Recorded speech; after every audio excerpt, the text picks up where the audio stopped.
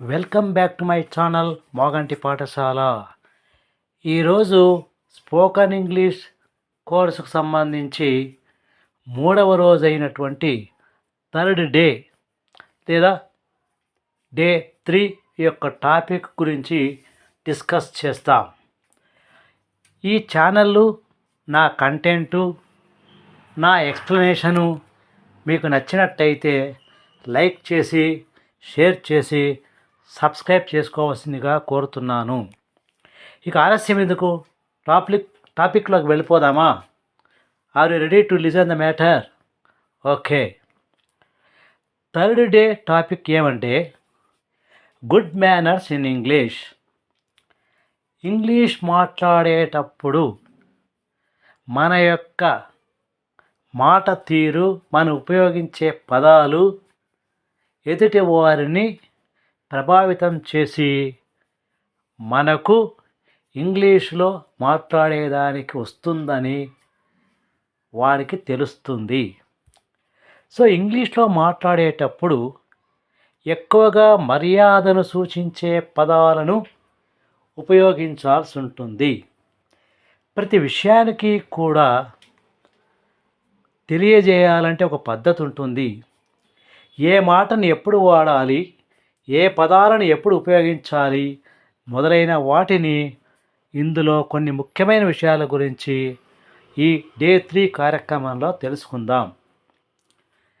ఒక ముఖ్యమైన విషయం ఏమిటంటే తెలుగులో మాదిరిగా ఇంగ్లీష్లో ప్రతి పేరుకు గారు అని సూచించడానికి ఉపయోగించడానికి అవకాశం లేదు.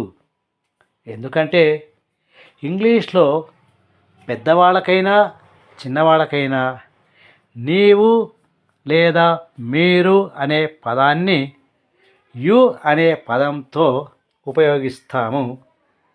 అక్కడ గౌరవం సూచించేటువంటి పదం ఏది కూడా ఉండదు.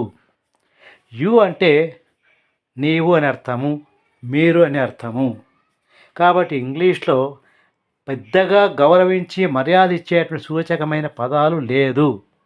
అయితే ఇంగ్లీష్ మాట్లాడాలి అనుకునే ప్రతి ఒక్కరూ కూడా కొన్ని మర్యాదక అంటే గౌరవం లేకపోయినా కూడా మర్యాదను సూచించే పదాలు ఉపయోగిస్తే మనకు సంస్కారము, సభ్యత ఉన్నట్టుగా ఎదుటి వాళ్లకు తెలుస్తుంది.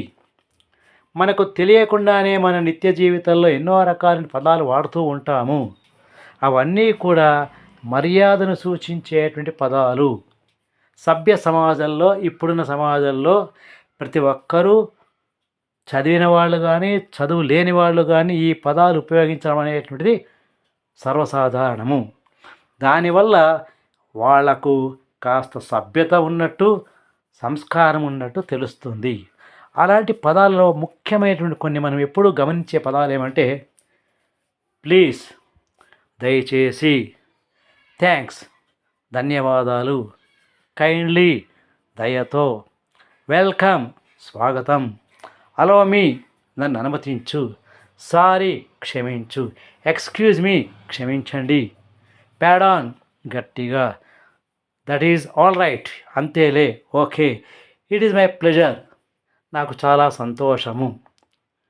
ఒకవేళ ఎప్పుడైనా ఎవరి దగ్గరైనా మనం ఏదైనా పనుండి ఒక పెన్ను తీసుకోవాలనుకున్నామనుకోండి, లేదా ఎవరి దగ్గరైనా వెళ్ళి ఒక గ్లాసులో మంచినీళ్ళు కావాలనుకుని సహాయం అడిగామనుకోండి, అది కాకపోతే టైం ఎంతైంది అని అడగాలనుకున్నామనుకోండి, అలాంటి పనులను మనం ఏదైనా చేసి వేరే వాళ్ళ యొక్క సహాయాన్ని మనం పొందాలి అనుకున్నప్పుడు ప్లీజ్ అనే పదాన్ని ఉపయోగించడం అలవాటు, ఉపయోగించాలి.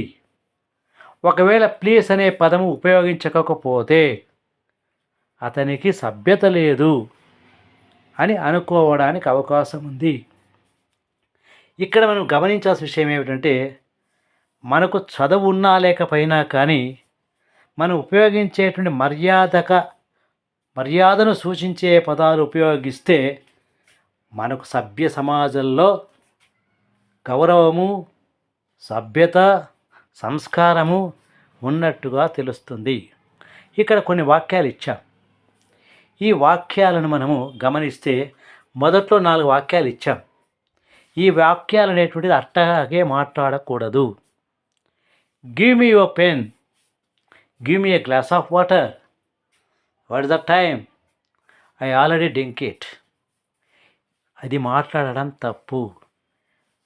ఇది మాట్లాడితే సభ్యత, సంస్కారము, ఒక పద్ధతి తెలియని వాళ్ళు మాట్లాడేటువంటి మాటలు. అయితే వీటిని ఎలా చెప్పాలి అంటే ఈ క్రింది విధంగా చెప్పాలి.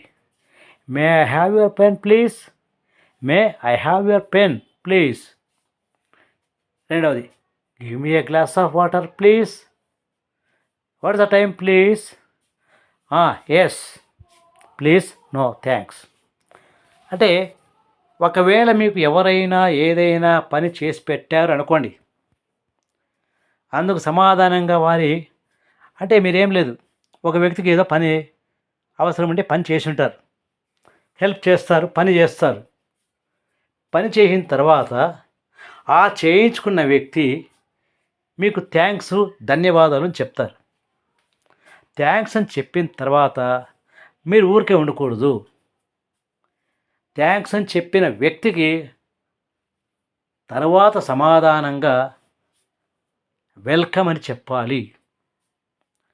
ఆ తర్వాత ఇంకా మాట్లాడుకోకుండా ఉంటే బాగుండదు, కాబట్టి ఇట్ ఈజ్ ఆల్ రైట్ అని చెప్పాలి.